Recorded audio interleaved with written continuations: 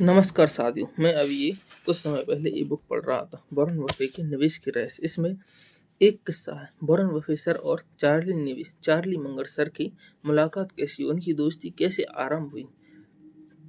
ऐसा तो है नहीं कि वॉरेन बफे सर और चार्ली मंगर सर कहीं सड़क पर जा रहे हैं और दोनों लोग टकरा गए हों और दोनों में दोस्ती का उन्माद फूट पड़ा हो, फिर एक दूसरे से गले मिल चुके हों और कहा ये दोस्ती हम नहीं तोड़ेंगे, जय वीर। ऐसा कुछ नहीं है साइयों।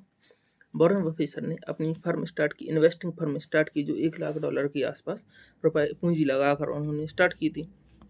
उस फर्म का प्रचार प्रसार करने के उद्देश्य से वॉरेन बफे सर अपने गांव कस्बे जिले में घूम घूम कर आस पड़ोस के लोगों को बता रहे थे, फर्म में निवेश करने के लिए मना रहे थे। तब इसी क्रम में आगे बढ़ते हुए वॉरेन बफे सर की मुलाकात एक दिन डॉक्टर एडविन डेविस सर से हुई थी। डॉक्टर साहब और उनकी पत्नी मिस डेविस से बातचीत करते हुए बफे साहब अपना इंट्रोडक्शन दिया। अपनी फर्म में निवेश करने के लिए प्रेजेंटेशन दे रहे थे और बातचीत कर रहे थे, उनकी भी सवाल जवाब हो रहे थे। तो उनसे बातचीत करते करते डॉक्टर साहब ने अचानक उनसे कहा कि बफे, मैं तुम्हारी फर्म में $1 लाख निवेश करूंगा।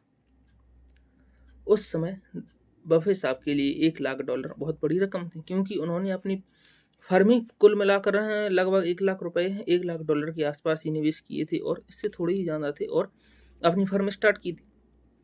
जो उनके लिए $1 लाख का निवेश, अचानक से $1 लाख का निवेश बड़ा था, इसलिए उनका एक क्वेश्चन पूछना एकदम जेन्युइन था कि सर, डॉक्टर साहब, आप इतनी बड़ी पूंजी एकदम क्यों इन्वेस्ट करना चाह रहे हैं, आपको ऐसा समझ में क्या देखा। तो डॉक्टर साहब कहते हैं, बफे, मुझे तुम्हारी बातों को सुनकर, तुम्हें देखकर ओमाहा में ही मुझसे मिला और मुझसे कई बार बातचीत हुई एक लड़का याद आता है, चार्ली। उसका नाम चार्ली मंगर है।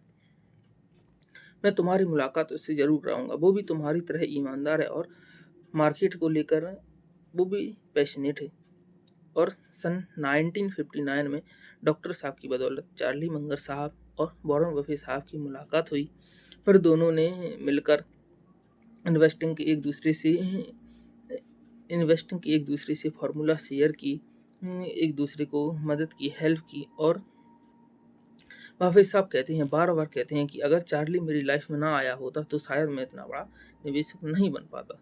तो कहीं ना कहीं ये बात सच भी है। और हमारी प्रिय चार्ली मंगर सर अब इस दुनिया में नहीं, वो दिवंगत हो चुकी हैं।